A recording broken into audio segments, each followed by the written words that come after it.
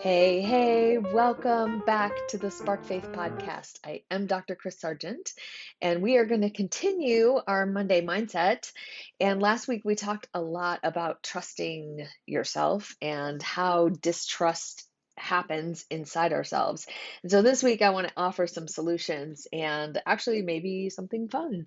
So we're going to talk about that, and we're going to talk about, whether our whether we actually end up needing to be right or whether we want to love and be loved. So that's where this whole self-trust thing actually ends up.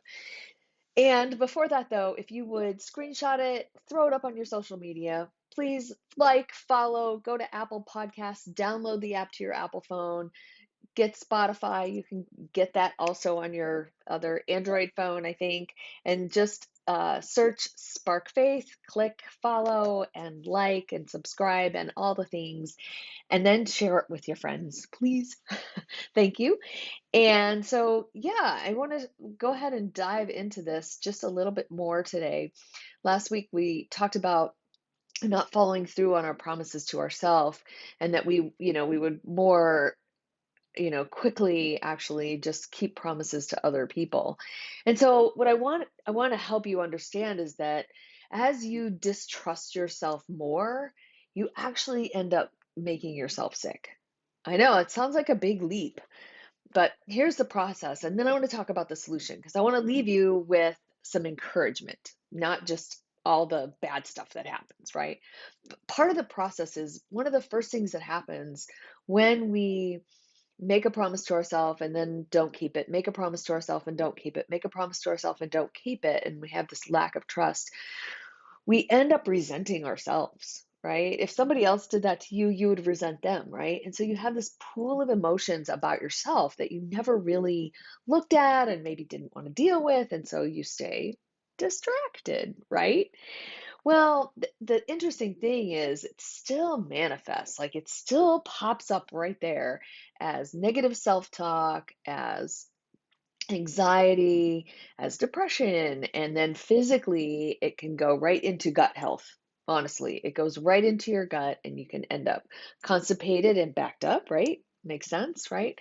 You can end up with diarrhea because of all the anxiety or IBS, both sides of all that. And really, at this point of resentment, you've convinced yourself that all those negative thoughts that you're thinking about yourself are true. And so you just resent that because we can make up stuff about other people and think it's true, and then we resent them even when it's not true, right? So we can do the same thing to ourselves. And then we move into the space of resistance because there's a gap. There becomes this gap that starts to be created between reality, right?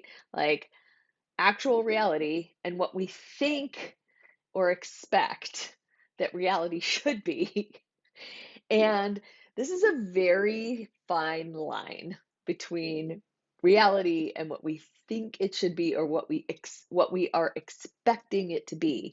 And some of these expectations come out of our programs, and I've talked a lot about programs and value systems, right? And so we know that resistance can creep up out of that.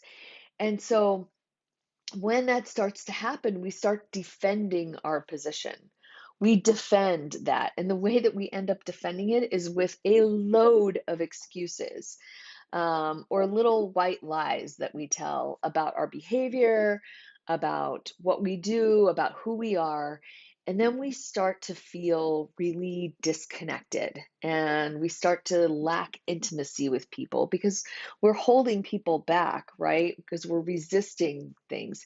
And this is where our immune system actually starts to get involved because your immune system will also start to turn on itself if your gut has been upset over a long period of time. That's where that ends up going, right? It just you end up turning all of that negative energy onto yourself. And so this can really create some health problems. So let's we're gonna there's a way out, I promise. The last piece of the puzzle is the third R. So we've had resentment, right? We create this resentment and then we resist, right? And we defend our position. And then we take revenge. on ourselves. And this is like the ultimate self-sabotage of never really fulfilling your dreams, never really getting to your goals, not losing the weight, not getting healthy, not taking care of your gut, taking care of all these other people, and then just being the victim and being more resistant.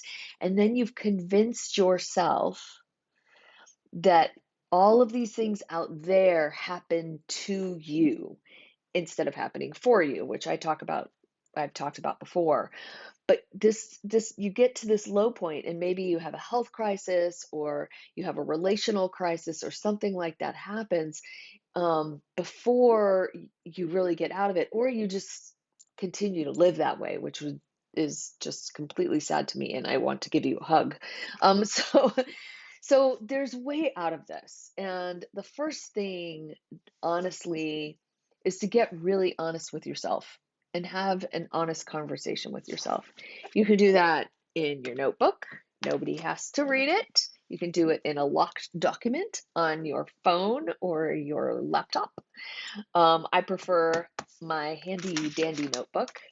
And just so you know that that all of this comes out of honesty. I have my story is all over the place about how I felt like I was two different people for a very, very long time. And I've had to really take some time and have some honest self responsible communication and dig it out with some coaching and dig it out with some other programs that I've been through. And this can manifest, this honest stuff from actually, yes, I have been overeating. Actually, yes, I know that, this isn't the right way to be, to just being the victim. And that's where I placed myself for a very long time, as a victim to a lot of circumstances around me.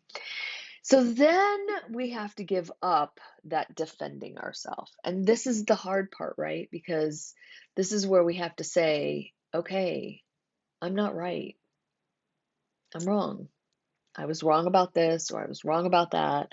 I'm wrong about the negative thoughts. I'm wrong that I believe that I can't do something that I actually am just won't do, right? And we're going to talk about won't and can't and will and won't and some of those things next week. But and this is where acceptance pops in, because when you say, okay, I'm not right about this, I'm wrong about this, then you can start to let somebody in to help you move through all of that and back yourself out of the revenge space and the resistance phase and the resentment, right? To the place where you can forgive yourself.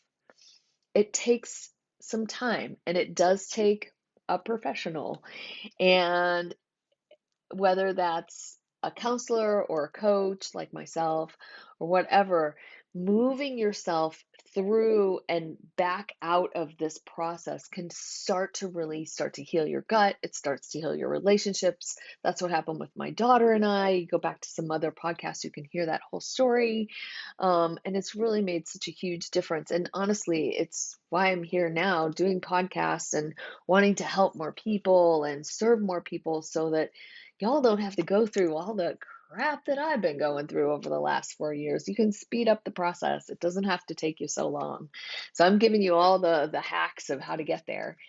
So love you all. I know this one was a little bit challenging, and I'm gonna throw out a fun challenge for June. So be watching for that.